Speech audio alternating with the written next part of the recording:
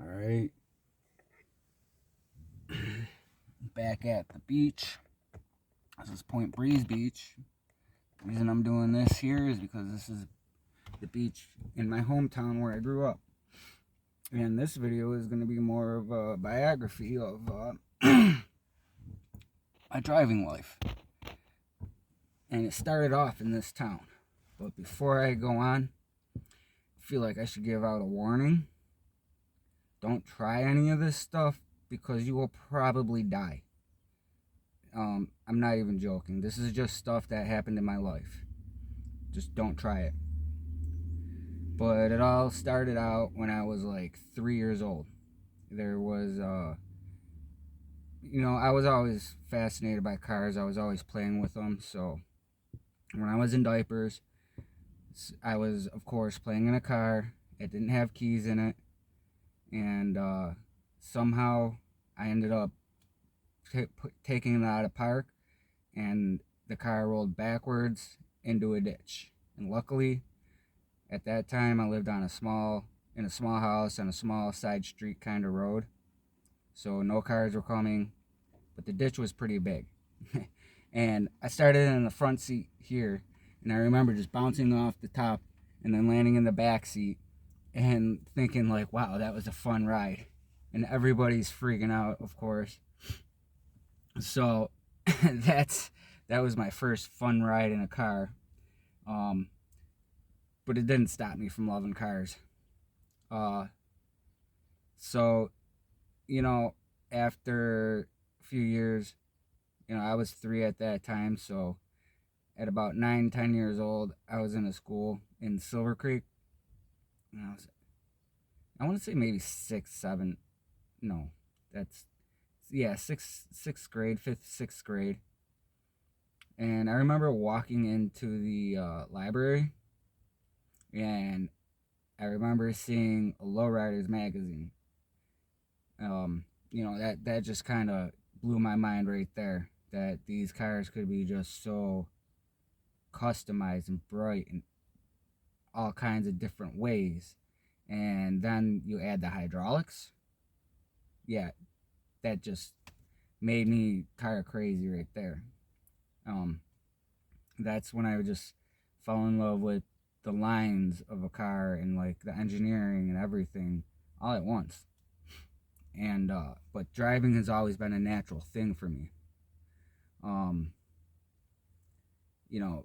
Like from video games to real life. But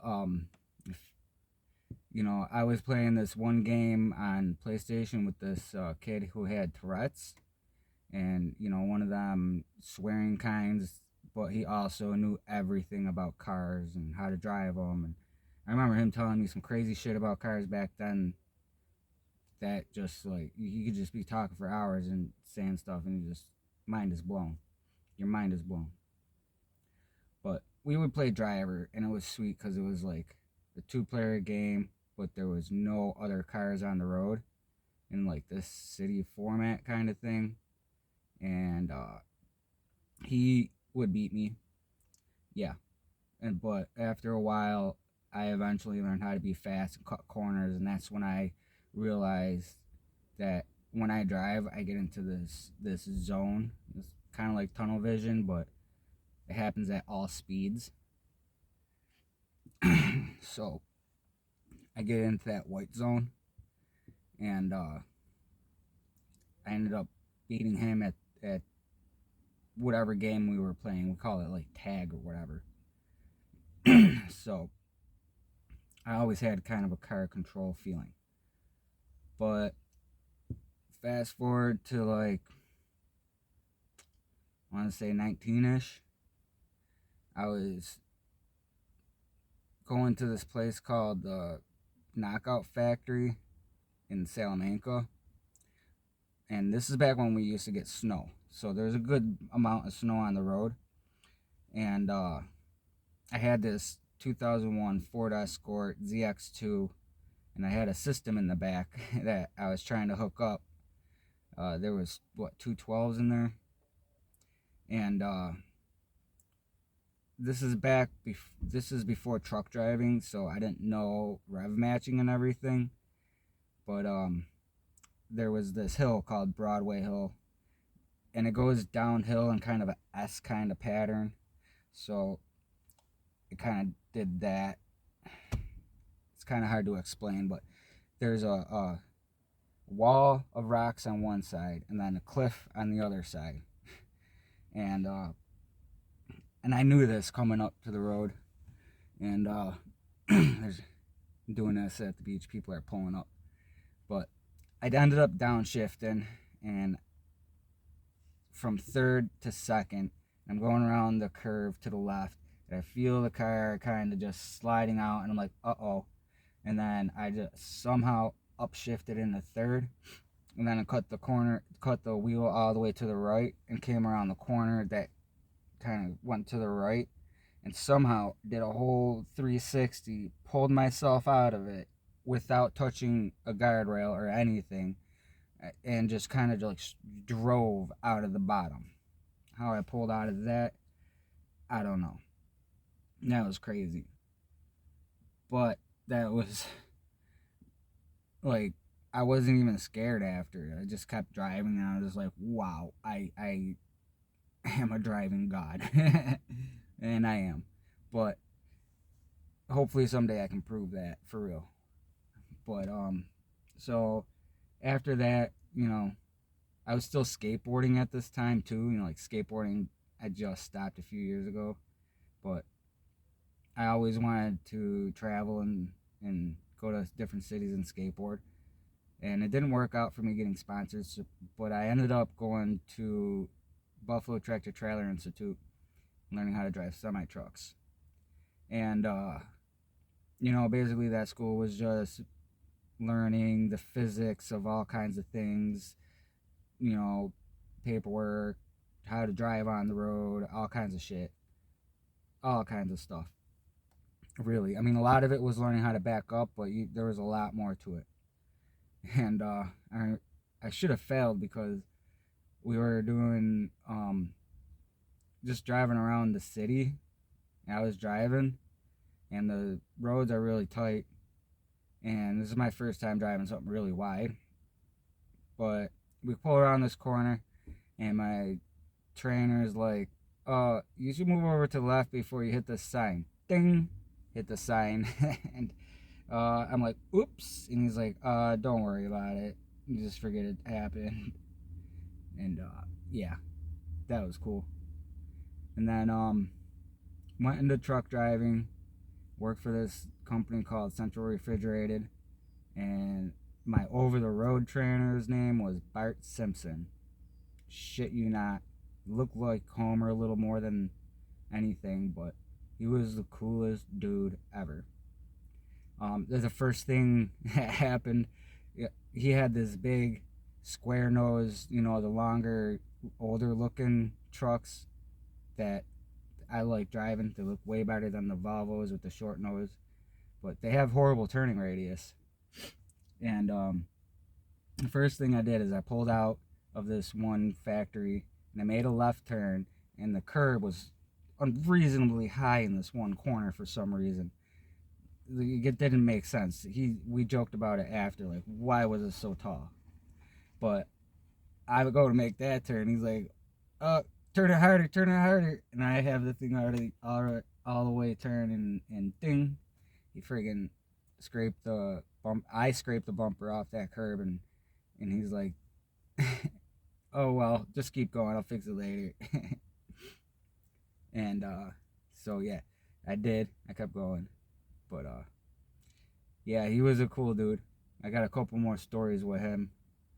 But after I was training with him, I was in California by myself, and I think it was raining at the time, and them roads out in California were shit. They were just so bumpy. But I remember going up this mountain hill road, going up it and then coming down it. I started getting some speed, and I wasn't going like very fast or anything because I was still new. But for some reason, the truck in front of me was still going like 30, 40 miles an hour. I'm only going like 50, 55. But I go and I pass this truck and I drive off. 2 minutes later, I pull into this truck stop and I go to the back of my trailer and I look at the back of it, and there's the ICC bumper in the back of the trailer is like bent up in the one corner and it's stuffed full of rocks. I didn't even know it at that time, but I hit a mountain and I drove right out of it. Like, who the fuck does that? But after truck driving for a while, I went to this high performance precision handling course for cars, and they were just trying to teach me stuff that I already knew. Like, it was actually kind of boring for me. But I wanted to be a race car driver, and so I took the course, passed it with flying colors, of course. But nothing ever came out of the racing thing because money, racing is expensive, and I just went back to driving semi trucks and doing things. But after driving the semi trucks for a while, I was working at this Tim Hortons with my buddy, and I dropped him off one day, and all this stuff adds up because I could have died in this one too. But there's a 6-lane highway out here. It's in Route 5. It's called Route 5. It's in Lakeview. Whatever it is. But there's 6 lanes and a turning lane in the middle, and there's these trucks, these semi trucks that go up that road, that go up to the rail yard, and they got them containers that they lift off there. So they got the high I-beam kind of thing. It was about this high, and I know this for a fact because it almost decapitated me. So I wasn't even speeding. I was going 40.